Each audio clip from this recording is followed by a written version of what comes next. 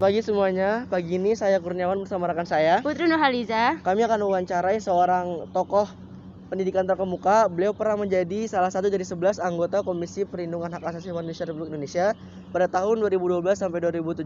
Beliau juga pernah saat ini menjabat sebagai salah satu dosen di Fakultas Ilmu Pendidikan Universitas Negeri Jakarta. Beliau adalah Hafid Abbas. Mungkin langsung saja kita ke tempat beliau. Sampai bertemu di sana. Baik, sekarang kami sudah membersamai dengan Pak Hafid Abbas. Beliau adalah seorang dosen di Fakultas Ilmu Pendidikan Universitas Jakarta, sekaligus pernah menjadi salah satu dari 11 anggota Komisi Perlindungan Hak Asasi Manusia tahun 2012 sampai 2017. Selamat pagi Bapak. Pagi Mas Kurniawan, alhamdulillah. Baik Pak, sebelumnya kami ingin mengucapkan terima kasih karena Bapak sudah bersedia mewawancarai kami Pak. Baik, mungkin langsung saja kita ke pertanyaan pertama ya Pak. Yes. Menurut Bapak sebagai seorang dosen Pak, seberapa penting arti pendidikan itu Pak? Ya, pendidikan itu kan fondasi dari sebuah peradaban modern. Ya. Tidak ada bangsa besar kalau pendidikannya tidak berkualitas. Jadi ada tuturan yang diungkapkan oleh Abdullah Baidawi, Perdana Menteri Malaysia. Dia pidato di PBB di UNESCO di Paris. Dia bilang bagi Malaysia pendidikan itu dia tidak sebut is extremely important, sangat-sangat penting. Dia tidak pakai istilah itu ya. For Malaysia, we are not also using the term absolutely vital, absolute. Kami tidak pakai istilah itu. Kami tidak pakai extremely important or absolutely vital. But for Malaysia, education is a matter of life and death for the entire nations. Jadi bagi kami Malaysia, pendidikan itu adalah persoalan hidup atau hancurnya seluruh bangsa kami. Gitu. That's great, ya. Lalu bagaimana menurut pandangan Bapak mengenai pendidikan di Indonesia ini? Pendidikan itu harus dilihat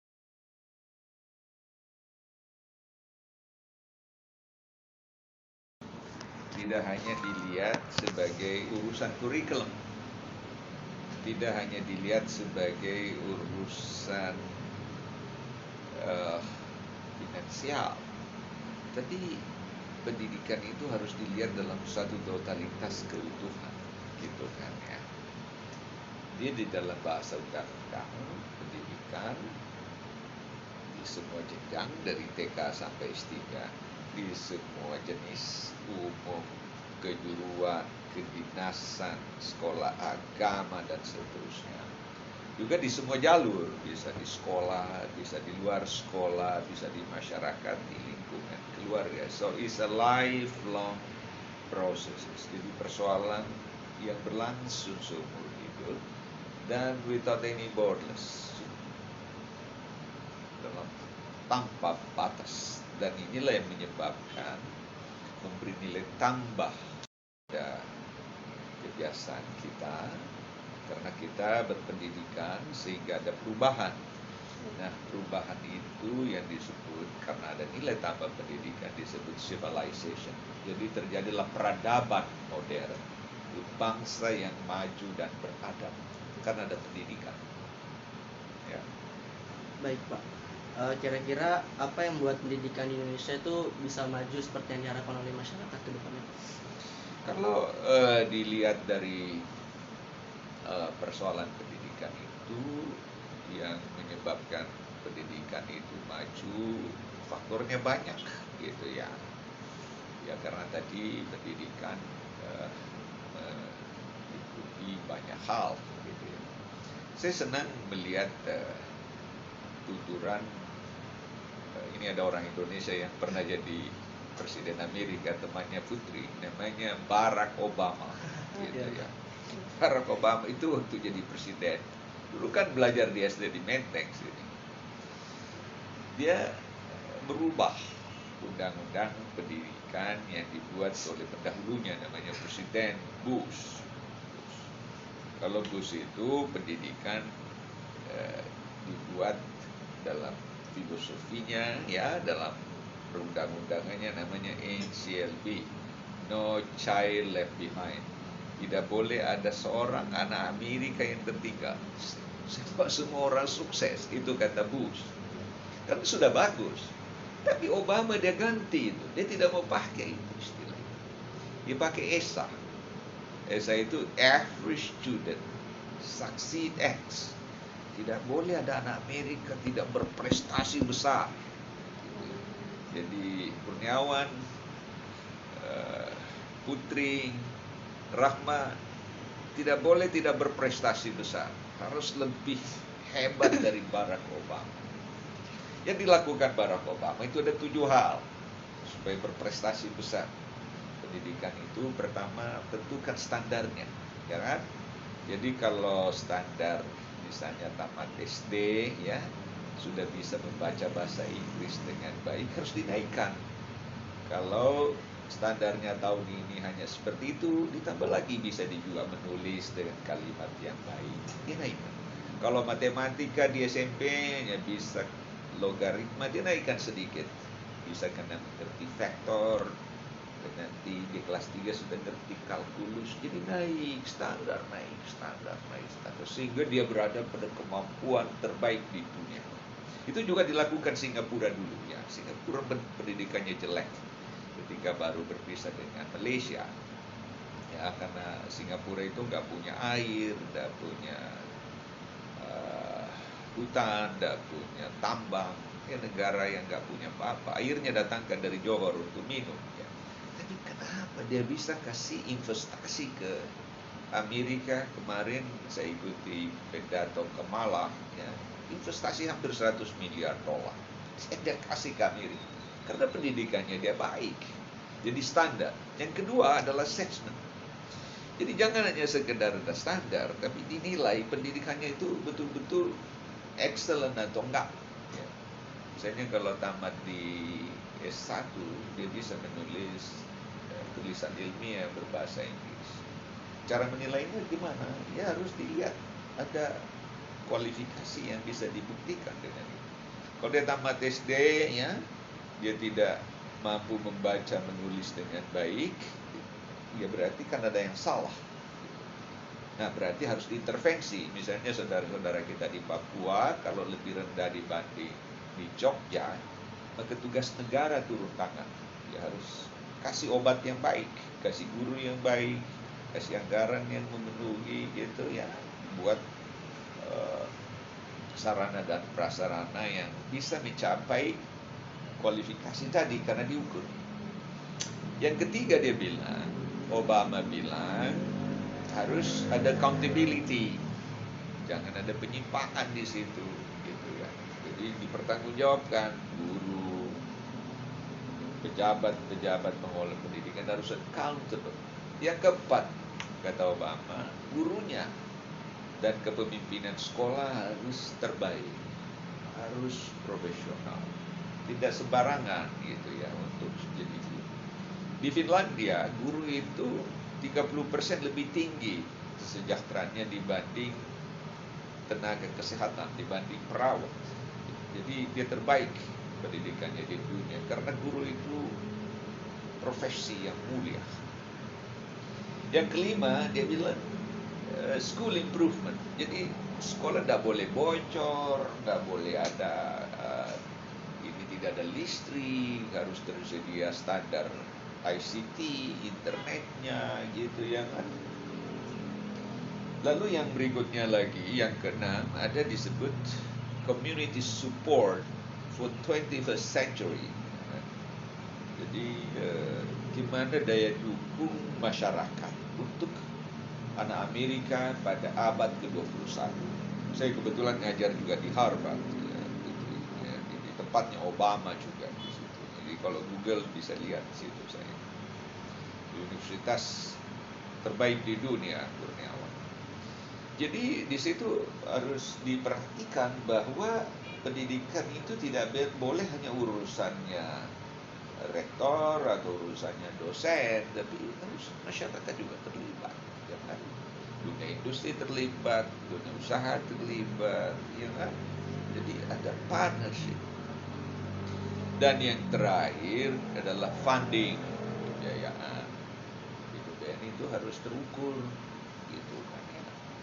Itu 7 hal itu yang menjadi penting ya untuk diadopsi di Indonesia. Ini kalau nanti kamu Menteri Pendidikan, Putri, lu sudah enak kan, sudah tahu ya apa yang mau dilakukan ya. Iya, Pak. Kamu kira-kira menteri apa cocoknya, Putri? Masih bingung, Pak. Oh, si bingung. Kalau Rahma saya kira menteri apa aja cocok lah ya Rahma ya.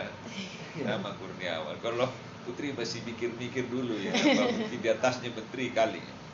Oke, silakan. Apa lagi? Baik Pak, jadi menurut Bapak dari kesimpulan tadi itu apa yang membuat pendidikan Indonesia menonjol dan dikenal oleh luar negeri? Ya, kita masih tertinggal ya. Pendidikan kita ini masih perlu dibenahi.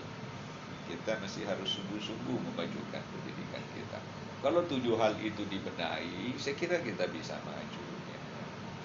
Kita tidak usah dulu melihat terlalu jauh di Eropa atau Amerika, Malaysia saja. Kan? Malaysia kan anak SD, itu bahasa Inggrisnya sudah pasti. Di sini belum tertutup lulusan kita dari UNJ sudah sarjana. Mungkin bahasa Inggrisnya belum sebagus anak-anak di Malaysia karena memang bekas jajahan Inggris. Jadi dulu waktu Pak Yusuf Kalla jadi Menteri Koordinator Kesejahteraan Rakyat, ada teman saya disuruh oleh Yusuf Kalla pergi, namanya Yahya Umar, dia kepala pusat pengujian, jadi dia mengerti standar kemampuan anak, pergi ke Malaysia. Dia lihat gimana mutu pendidikan di Malaysia, ambil soal-soal bahasa Inggris. Ternyata anak SD soal-soal bahasa Inggrisnya itu lebih sulit dibanding soal-soal bahasa Inggris kelas 3 di SMA di Indonesia, lebih sulit ya, karena ada past tense past perfect tense macam-macam. Jadi Malaysia karena memang bahasa Inggrisnya lebih bagus. Jadi kita tertinggal kalau SD kelas 6, SMP di Indonesia itu SMA kelas 3, jadi berarti tertinggal 6 tahun. Tapi di Malaysia dengan soal seperti itu ya, itu anak boleh lulus ya tamat di SD kalau skornya 6. Nah, kita coba dengan standar ini. Itu ternyata yang bisa lulus tidak sampai 10%. Jadi akhirnya diturunkan untuk Indonesia standarnya itu 3. Jadi 3, kalau di Malaysia itu 6, kita 3. Dengan tadi standar soal yang sama. Soal itu di bawah. Nah, tapi kalau hanya 10% yang lulus, kasihan ya, bisa nanti anak-anak orang tua bakar itu sekolah. Pasti Putri kasihan itu sekolah yang dibakar. Masyarakat kan kalau 1-2 orang sih tidak lulus nggak apa-apa, tapi kalau jutaan tidak lulus. Iya. Jadi sudahlah, naikkan aja. Jadi nanti tahun depan naik 3,5. Tahun berikutnya naik 4. Jadi kita perlu naikkan 6 tahun.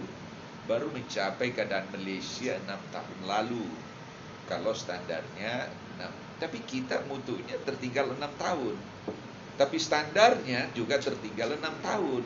Karena naik sedikit-sedikit. Jadi untuk pelajaran bahasa Inggris kita tertinggal 12 tahun. Coba Anda bayangkan, kan jauh.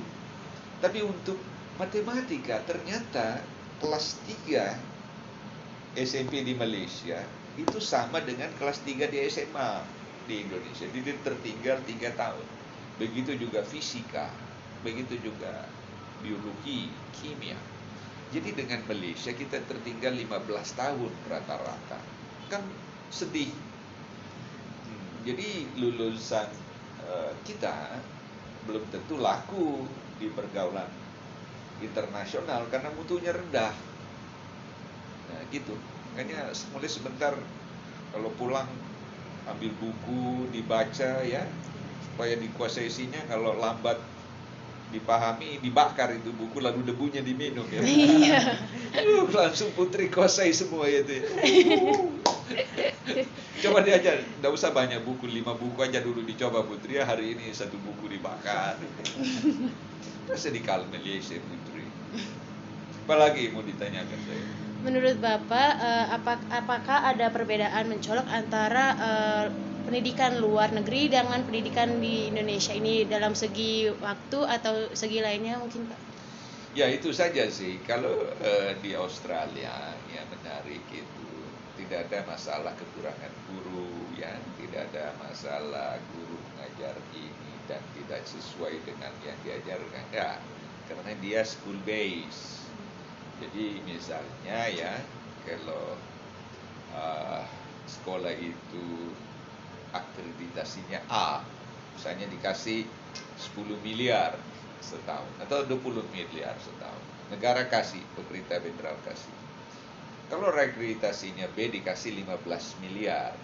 Jadi dia tipenya kecil atau mutunya masih di bawah dari standar A. Kalau standar C dikasih 10 miliar.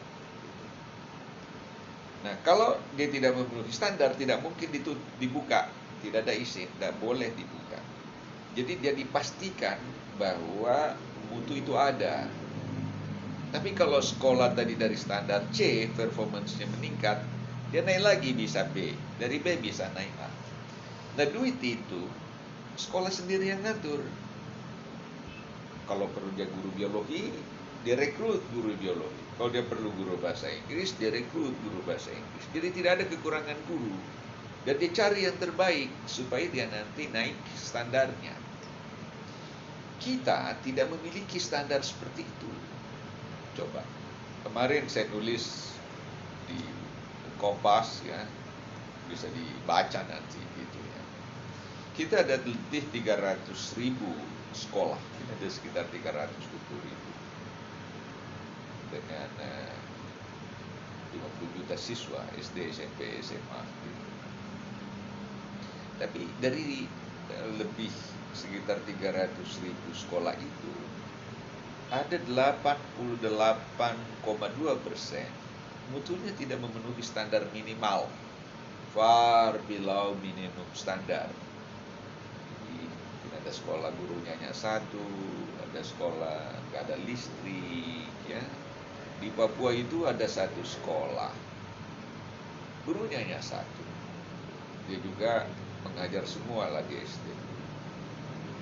Karena tidak ada guru lain, dia juga kepala sekolah tentunya ya, karena dia sendiri ya, dia juga kepala sekolah. Dan kebetulan tidak ada pegawai lain, dia juga kepala urusan keuangan, dan dia juga sekaligus tukang sapunya itu sekolah. Jadi tidak memenuhi standar. Jadi bayangkan hanya 10,5%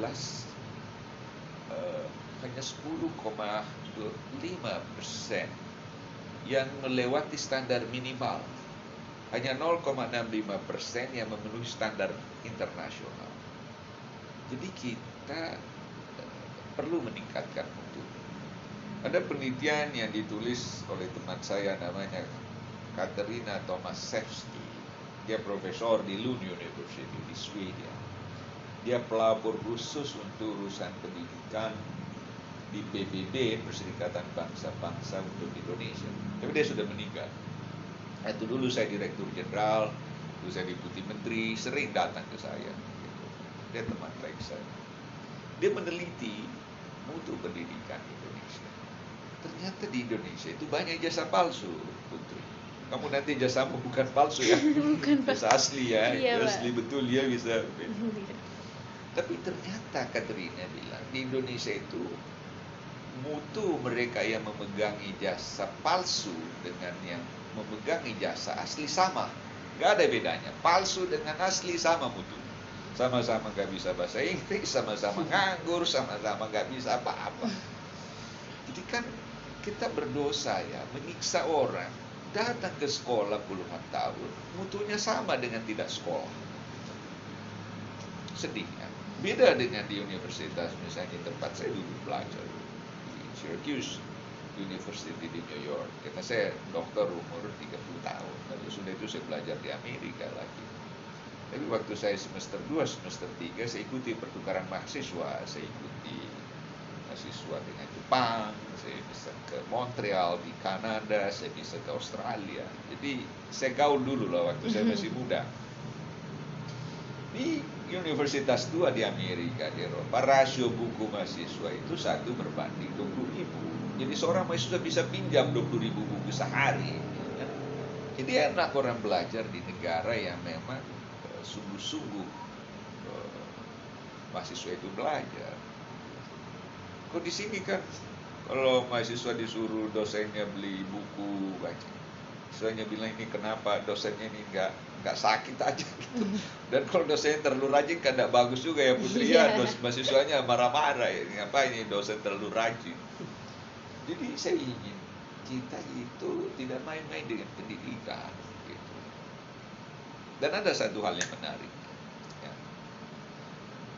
Tahun 66 ada satu konvensi di Perserikatan Bangsa-Bangsa. Ada 2 lembaga PBB yang duduk bersama-sama. ILO, International Labour Organization, ya, organisasi untuk ketenaga kerjaan. Saya pernah pidato di situ di hadapan semua menteri tenaga kerja di Jenewa di Swiss. Dan UNESCO, jadi 2 badan PBB ini sepakat. Itu di alinea 43 di konvensi tahun 66. Dia bilang tidak boleh memberi kepercayaan untuk mengurusi pendidikan kepada di luar 2 orang ini. Orang yang pertama ialah mengerti pendidikan. Ya.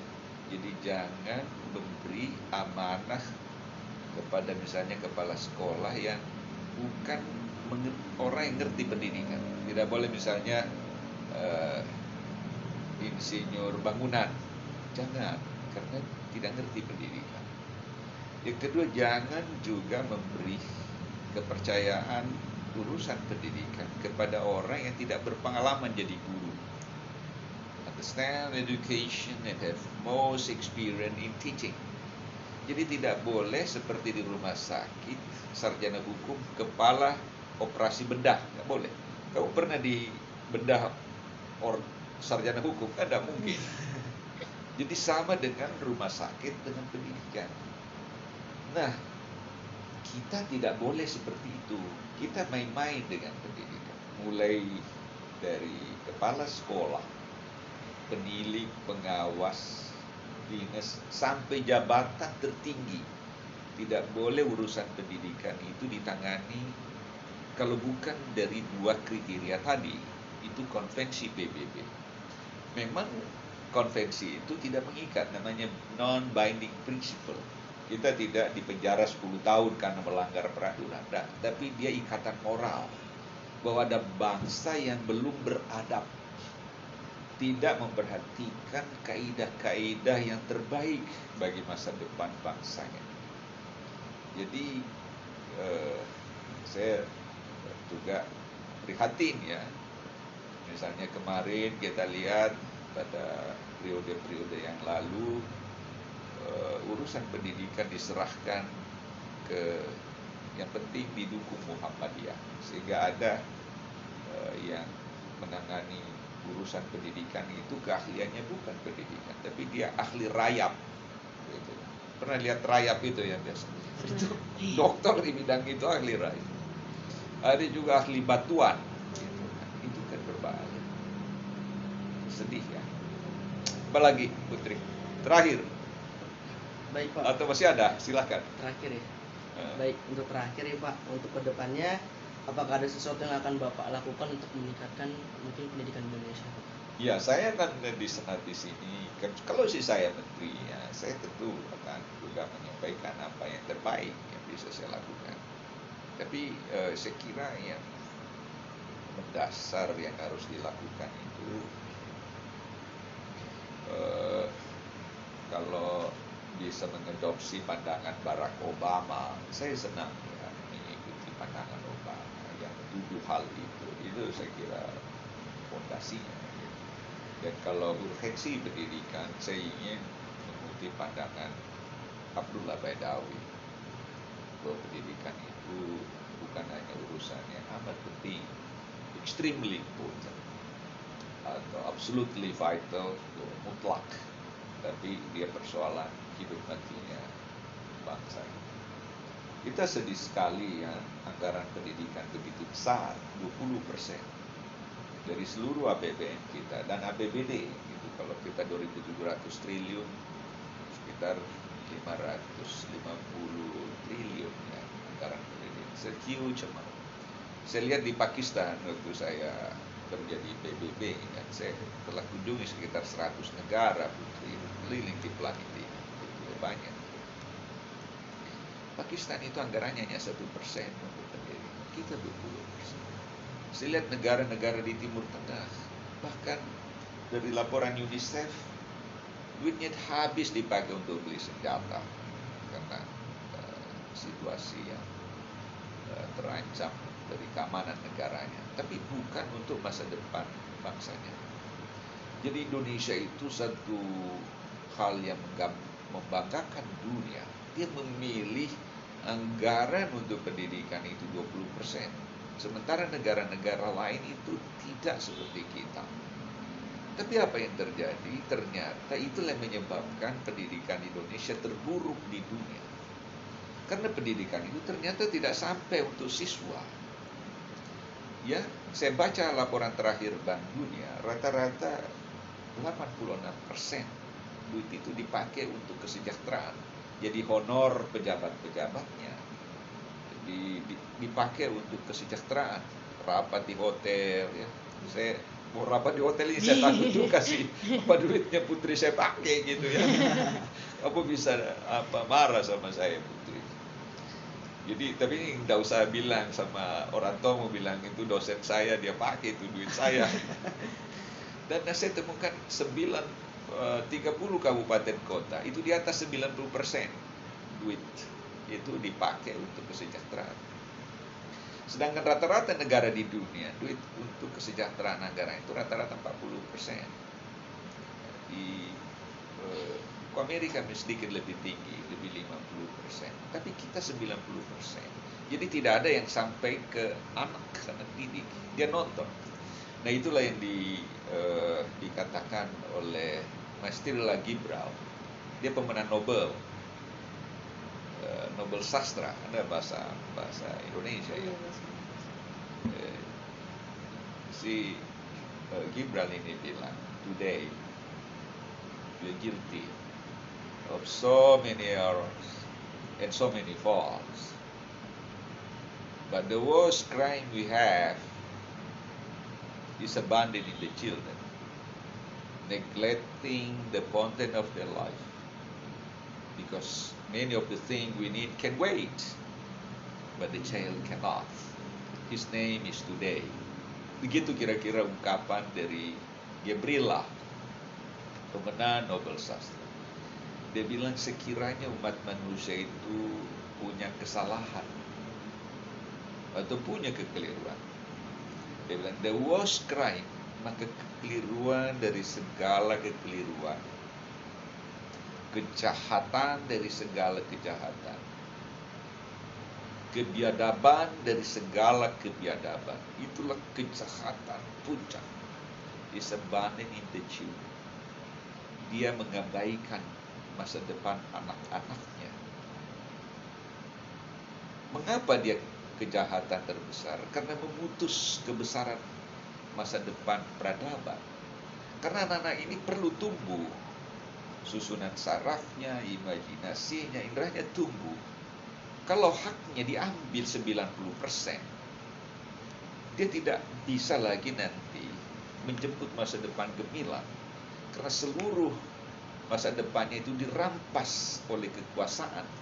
Karena dari egoisme, kenapa ini 20% itu anggaran negara tidak dihadiahkan pada anak yang tumbuh ini? Nah itulah kejahatan dari segala kejahatan, kebiadaban dari segala kebiadaban. Jadi saya rasanya tidak mau ambil rezekinya putri ya. Itu Gibral itu bilang, kamu baca itu anunya refleksi. Saya kira Indonesia perlu membaca itu. Jangan kita merampas masa depanmu, Kurniawan. Kamu baik, hebat. Nama juga Kurnia ya. Insya Allah. Saya kira itu teman-temannya. Selamat ya. Take care. So you the future. Mudah-mudahan kamu lebih hebat dari Barack Obama ya. Amin. burung itu bisa terbang karena dalam pikirannya bisa. Jadi kamu harus selalu berpikir besar, ya. Baik ya, tidak apa-apa kita akhiri di sini ya. Tidak Tidak apa-apa. apa-apa. Nah, jadi selamat, sukses selalu teman-teman, dan tulisan-tulisan saya banyak ya, bisa di Google aja. Terima kasih Bapak atas waktunya. Mungkin ini juga sebagai pelengkap tugas akhir kami di mata kuliah interpersonal. Terima kasih Bapak. Sekian wawancara kami di pagi hari ini. Terima kasih dan sampai jumpa.